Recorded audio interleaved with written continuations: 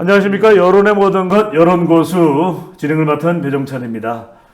자, 여러분들 날씨 이제 많이 추워지기도 하고 또 날씨가 풀리기도 하고 요즘에 이 폐렴 환자들이 그렇게 많다고 합니다. 각별히 독감 걸리지 않도록 미리미리 좀 챙겨서 건강관리 잘 해주시면 좋겠습니다. 구독 꾹 눌러주시고요. 여러분들의 궁금증 시원하게 풀어드리는 여론고수 명품 유튜브를 만들어 가겠습니다. 오늘도 어김없습니다. 대한민국 최고의 저널리즘 분석 전문대 기자입니다.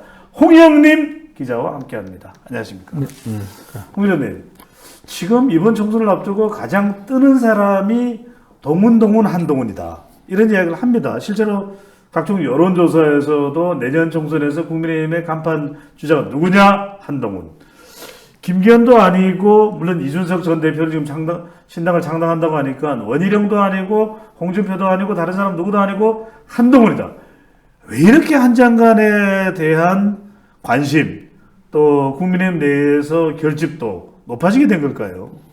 지금까지는 한 장관이 이 총선 출마를 할지 안 할지에 대해서 상당히 좀 소극적으로 대답을 해왔고. 긴가민가. 네. 근데 이제 갈수록 약간 좀 구체적이잖아요. 아하. 구체적이고 또 여권에서 나오는 얘기도 심지어 뭡니까 선대위원장 내지는 비대위원장 이런 얘기까지 나올 뭔가 그걸 다 맡기겠다라는 이야기들이 그런 데입니다. 그러다 보니까 이제 나온다냐 보수층 중심으로 해서 그러면 이게 좀 지지해줘야 되는 거 아니야? 그러면서 나머지 이른바 밴드웨그닝이 되는 거네요. 그렇죠. 나머지 여권 주자들 오세훈, 홍준표, 원희룡, 유승민, 이준석 이런 분들하고는 상당히 이 격차를 벌리고 있다. 한꺼번에 한 달 사이에 그 보수층에서의 지지율이 9%, 10% 이상 이제 올라가고 있다. 일단은 뭔가 그 밴드 효과가 맞는 것 같긴 해요. 홍 기자님 보시기에 지난 30-40년 동안, 30-40년 동안 이렇게 쭉 분석을 해오셨습니다만, 이 한동훈이라는 인물이 이렇게 많은 사람의 관심을 간시간에 끌어내는 그 매력은 뭘까요? 그 매력은, 네. 전 예전에 이제 윤석열 대통령이 대선 전에 검찰총장 그만두시고 이제 본격적으로 선거에 이제 참여하실 때. 그렇죠. 그때의 느낌을 좀 받아요.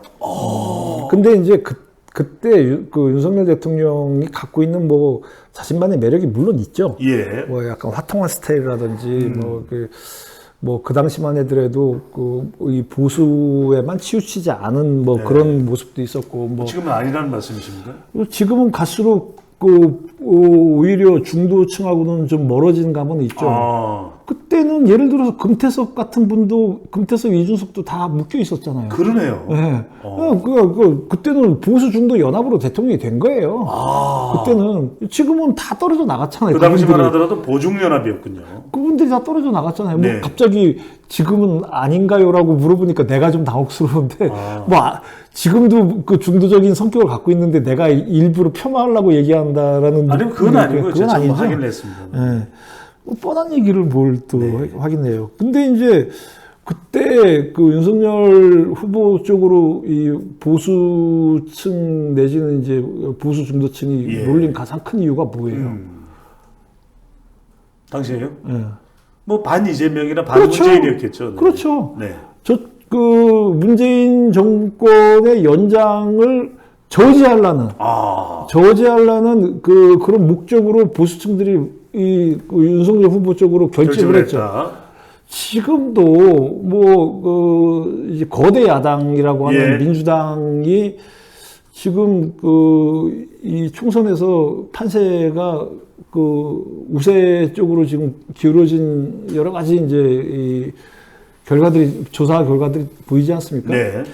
그럴 때 아마 이쪽 보수층이나 또 이제 국민의힘 지지층 입장에서는 약간 이거를 이 욕구를 해소시켜 줄 수 있는, 그러니까 이제 야당의 승리를 막아줄 수 있는 그런 어떤 역할로서의 한동훈 장관 쪽으로 많이 쏠려 있지 않느냐. 그러니까 보수 아이돌 현상이라고도 볼 수 있겠네요. 그렇죠. 이제 사실 원희룡 장관도 출마한다고는 했지만. 기본적으로 그 보수 대권 주자 중에 강력한 분들은 홍준표, 오세훈이었잖아요. 근데 이분들은 총선에 나올 수도 없잖아요. 하하. 지자체장이니까 그렇죠. 나올 수가 없잖아요. 네. 그리고 유승민, 이준석은 또 일정 부분 보수층하고 또 거리가 생겼고. 뭐 사실상 등을 돌렸다고 봐도. 그러니까 과언이 아니죠.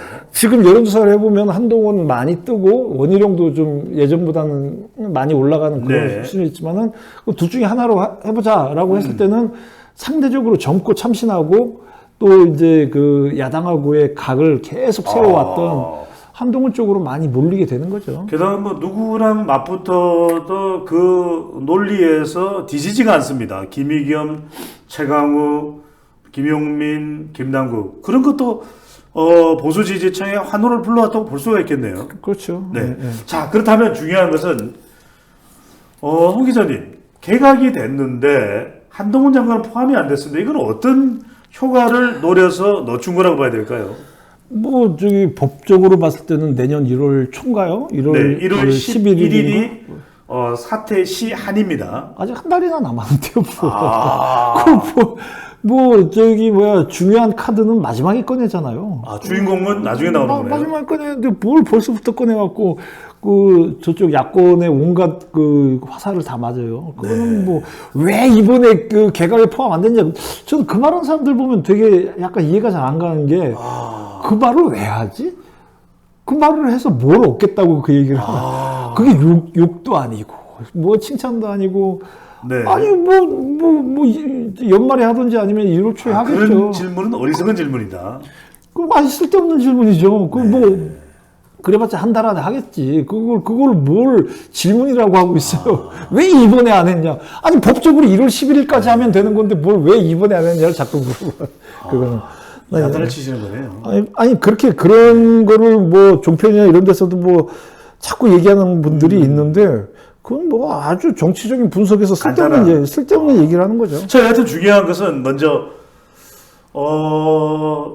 중요한 건 또 왜 적재적소라는 게 있습니다, 홍 기자님. 어디에 인물이 포진됐을 때 그의 어떤 영향력이나 효과를 극대화할 수 있을까? 여러 가지 설왕설래가 있습니다. 심지어는 서울 종로, 심지어는 다른 충청권, 비례대표. 홍 기자님이 보시기에는 대체로 콕 집어서 어떤 지역구 하나는 아니더라도 어떤 지역에 출마해야 한동훈 장관의 효과가 가장 뿜뿜 될까요? 제가 그것까지 고민해 보진 않았어요. 네. 왜 그러냐면 많은 분들도 궁금해하시니까요. 그것도 아직 한동훈 장관이 장관직을 유지를 하고 있고 장관 나온다고 선언할 때쯤 돼도 그때도 1월 초밖에 안 되는데 제가 볼 때는 그 결정은 한 달 전? 총선 한 달 전? 내년 3월 초나 그때쯤 돼야 2월 말에 당연하죠. 그걸 왜 벌써부터 그 결정하겠어요. 그거는 별반 왜 어디로 갈까? 그건 그냥 사람들 하는 말이지. 어떻게 하면은 가장 극대화시킬 수 있을지는 국민의힘 내부에서 열심히 연구 분석을 하고 있겠죠. 네. 자, 마지막으로 한동훈 장관의 그런 파괴력입니다. 국민의힘에서는 상당 기대감이 있는데 또 언론 보도를 보면은 중도 외연 확장성에는 제한적일 것이다. 말 그대로 내년 총선을 앞두고 윤석열, 이재명의 대결로 보는 시각도 있지만 일각에서는 아니다. 한동훈 대 이재명의 대결이다. 자, 한동훈 장관의 파괴력, 이재명을 뛰어넘을 정도로 봐야 될까요? 아닐까요? 그것도 그때 가봐야 알겠지만 한 장관에 대해서 중도 확장성 얘기하는 것도 방금 말씀하셨던 것처럼 이재명 대표와 견주어서 지금 얘기하잖아요. 이재명 대표 중도 확장성이 있어요? 크게 있는 것 같지는 않아요. 크게 있는 게 아니라 제가 아까 윤석열 대통령이 얘기했지만 이재명 대표 못지않게 중도층 다 까먹었어요. 다 까먹었어요. 저기 민주당 제가 이제 얘기하지만 정부 견제론이나 이거는 갤럽조사에서 보면 거의 50% 안팎 나오잖아요. 근데 어느 당을 지지하냐 그러면은 민주당이 갤럽조사에서도 국민의힘하고 33이 나왔습니다. 1, 2% 차이 이러잖아요. 네. 그러면 왜 지지정당 물어보면 민주당 33% 나오는데 그 정권 견제를 물어보면 50%가 나오냐. 근데 왜 민주당 33%밖에 안 나오냐. 네. 그 당을 장악하고 있는 이재명 및 저희 주도 세력들을 일반 국민들이 정권 견제 세력으로 보지 않는다는 얘기죠. 특히 중도층까지 포함이 되면 50% 나올 거 아니에요. 네. 근데 거기에 대해서 한번 생각을 해봤는데, 그럼 여론조사 틀렸냐? 그게 아니라 저기 한 반년 전부터 계속 그렇게 나오잖아요. 여론조사가. 네. 당을 물으면 민주당이라고 대답을 안 해요. 근데 네. 정권 심판이냐, 아니면 정권 안정이냐 물어보면 정권 심판이라고 얘기를 한단 말이죠. 그러면은 정권 심판하는 게 좋긴 한데, 이재명 민주당으로는 심판하는 건 어색하다. 별로 뭐 얘기 안 된다. 이렇게 생각하는 사람들이 의외로 꽤 많다라는 얘기죠. 알겠습니다.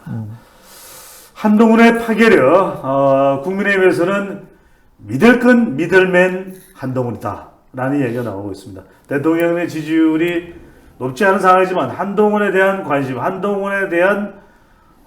관심이 내년 총선의 활화산이 될 것이다. 라는 전망이 나오는데 과연 어떻게 될지도 지켜보도록 하겠습니다. 감사합니다.